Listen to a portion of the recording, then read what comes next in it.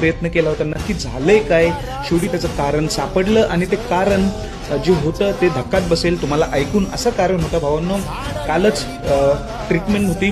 त्या ट्रीटमेंटमध्ये डॉक्टरांनी सांगितले बकासूरच्या पोटामध्ये तार आढळलेली आहे. बकासूरच्या पोटामध्ये ती काढलेली आहे तार.